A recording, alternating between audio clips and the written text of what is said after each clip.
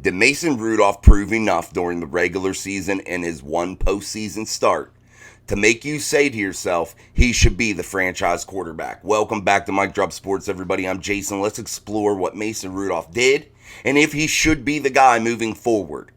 I think, in my eyes, that he did solidify his spot at least getting to compete for the job, getting a chance to be brought back, getting a contract offer from the Pittsburgh Steelers, and that's where we really have to start. Are the Pittsburgh Steelers willing to sign him back? Are they willing to be aggressive enough to get the money out there that it's going to take to probably sign Mason Rudolph? Other teams have watched him.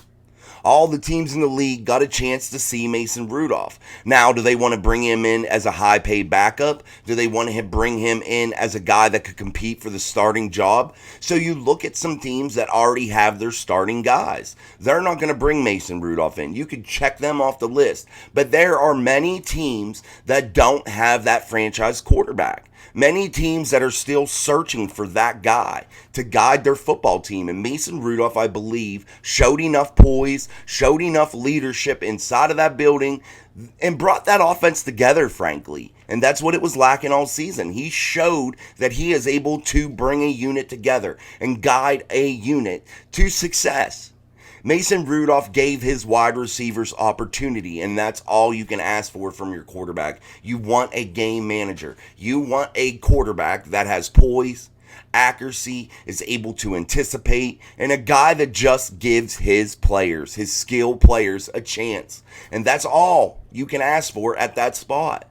That's what makes great quarterbacks.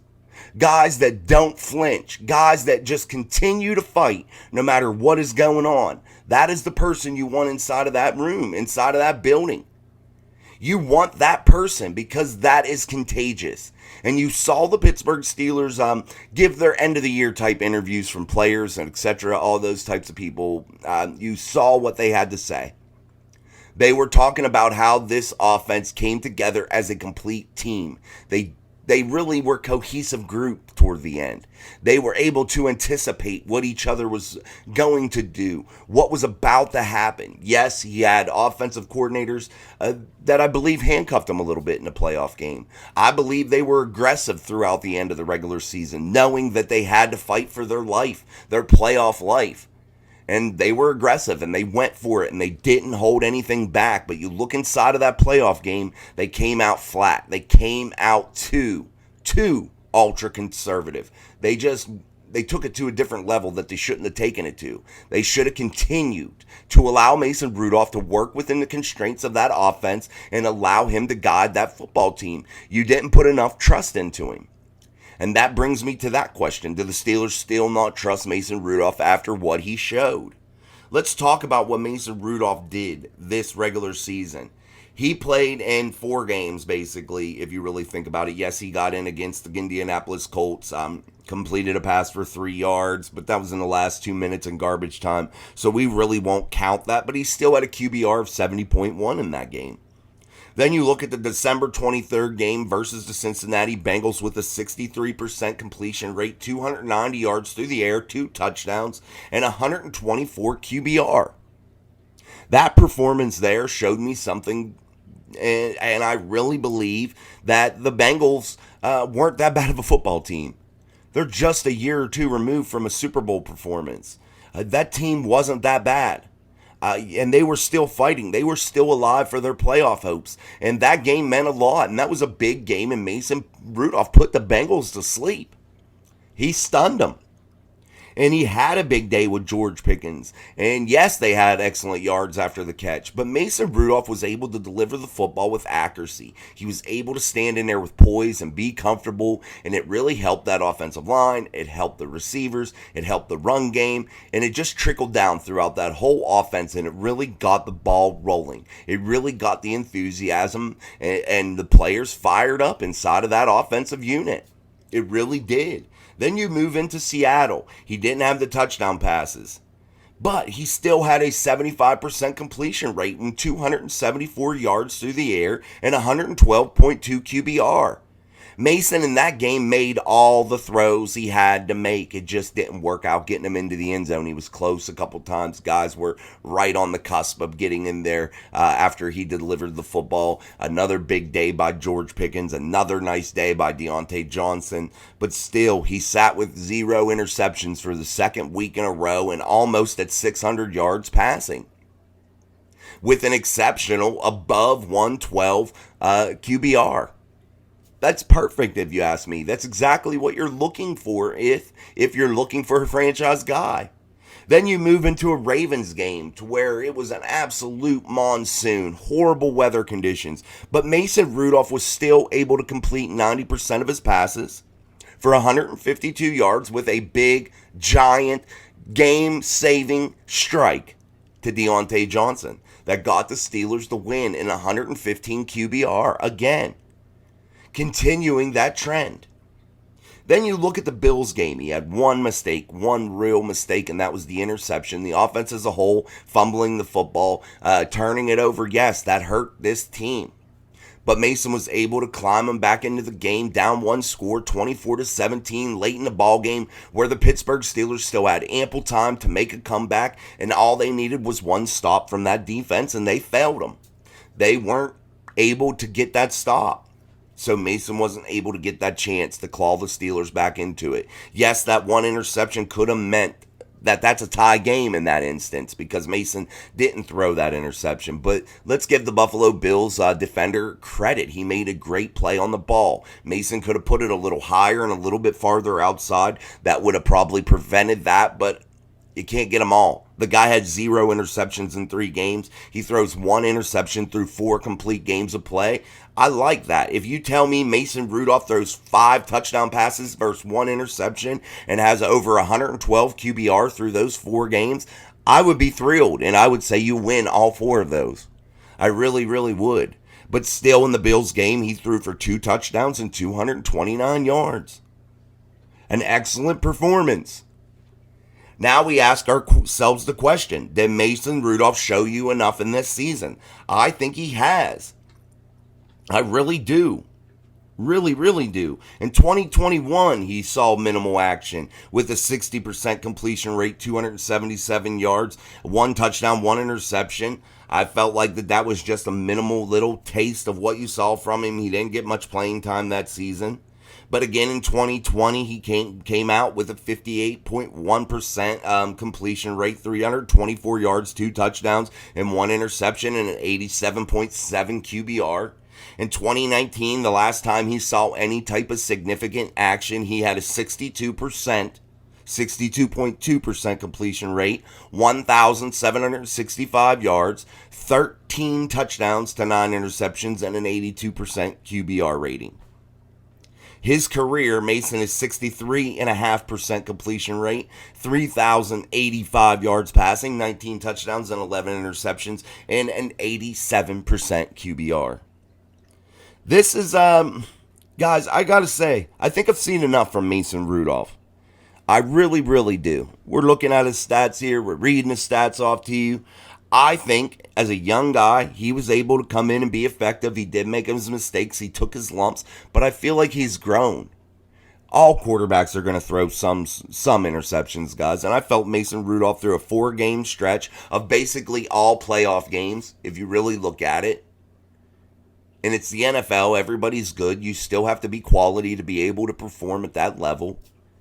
I felt like he showed us enough. I really, really do. Now, we get really to the nuts and bolts. Is he going to be able to be re-signed by the Pittsburgh Steelers? What kind of price tag does those statistics, does that showing really demand? In my eyes, I think it demands 5 to 6 at the minimum. I think you're going to have to pony up 5 to 6 million per year at the minimum to grab Mason Rudolph. That's just my initial thoughts once I see this. With the way the league is and how quarterback starved they are to have quality quarterbacks throughout the league, that is the position that you must have quality play at. No matter what, it's too hard to overcome when you don't. And with it being so limited on being able to find those guys, I think Mason Rudolph is going to start out at the minimum $5 to $6 million per year.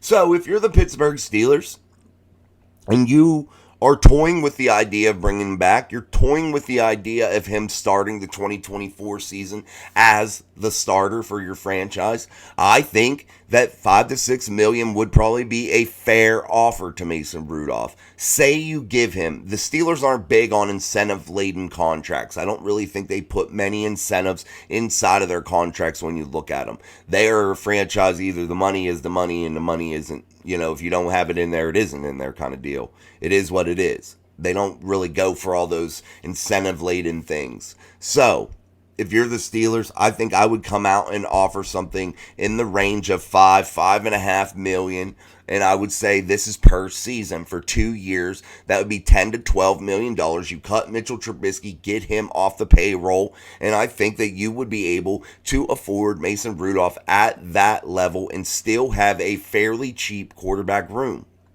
And I think you either go out and pick somebody up in free agency as a third string guy, somebody really cheap, somebody that's just a journeyman that's just been tossed around everywhere and it's just willing to pay for maybe, 1 million or the vet minimum type thing. That's what you're looking at there. No more than $1 million for that third string guy. You don't want to get anywhere near that. And I know injuries happen and Kenny Pickett's injury prone. So we haven't seen Mason Rudolph if he's going to be injury prone. You don't know. So I think you need to have somebody that's solid in that third hole. I think you're going to have somebody serviceable there. I don't think you need to waste a ton of money, but I think you need to make and ensure that you have somebody that you can at least trust in that situation to be the third string emergency guy. Because you just see how quickly you can get down to that third string guy, how quickly it happens. So the Pittsburgh Steelers offer that to Mason Rudolph. You're looking at what, $11-12 million a year. And I think you're in the right ballpark for Mason. Now, there may be a dark horse team that really sees something in Mason that nobody else does. And they may come in and offer him, starting quarterback kind of money, like a $10 million a year like Mitch got. Somebody might do that. And I'm not sure you counter that offer if you're the Pittsburgh Steelers. I'm not sure you try to compete in that range. You may, if you really have confidence that you think he could be the guy moving forward. If not, you just kind of cut ties. But I think the Steelers should be aggressive in the way that they approach this. They should really try to get him. They should really try to offer that contract that I'm talking about. I feel like that really could get him in there. I think that's a realistic number that could be good for both sides. And I think it could pay big dividends for the Steelers if you get Mason Rudolph under that type of deal and he does perform at franchise quarterback level.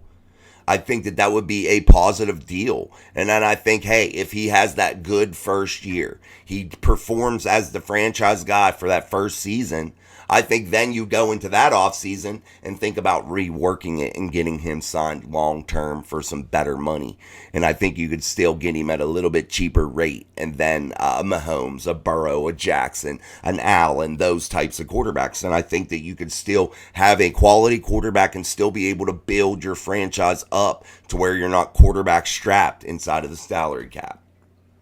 Mason Rudolph, the guy that's 28 years old from Rock Hill, South Carolina, Oklahoma State Cowboy, a guy that come out of college that was drafted in the third round, could potentially be the starting quarterback, the franchise quarterback in the middle stages of his career for the Pittsburgh Steelers. And it could finally happen, and it could finally be the time that Mason gets to realize his dream and be a consistent starter and not have to worry about being pulled the second something bad happens, the second there's a loss.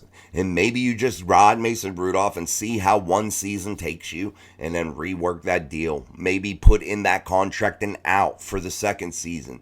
Hey, we have the ability to get rid of you and get you off the books in the second year, Maybe something like that. I know that can be done. I know you can put things in terms of bonuses and things of that nature. Maybe you offer a bigger bonus if he does hit certain amounts of incentives inside a contract if the Steelers do choose to do that. Like I said, they normally don't.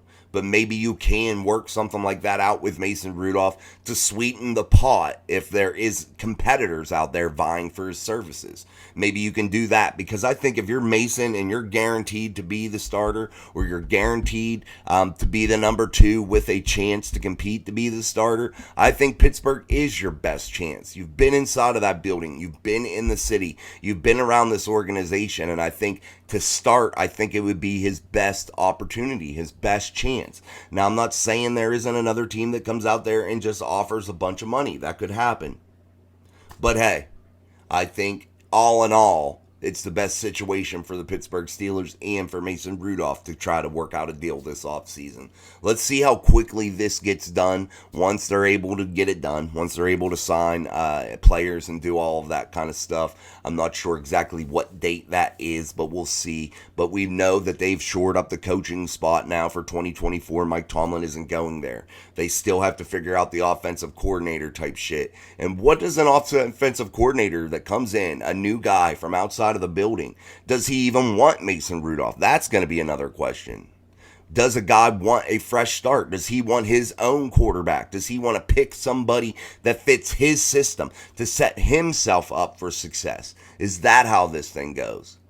There's a lot of variables, guys, but I think Mason Rudolph has shown you enough that provides enough reassurance to the fan base and to the organization that he could be the guy moving forward for your Pittsburgh Steelers. And I think he has a real good chance to be highly successful within the organization and throughout the NFL. And I think he could be a top 10 quarterback if given the opportunity.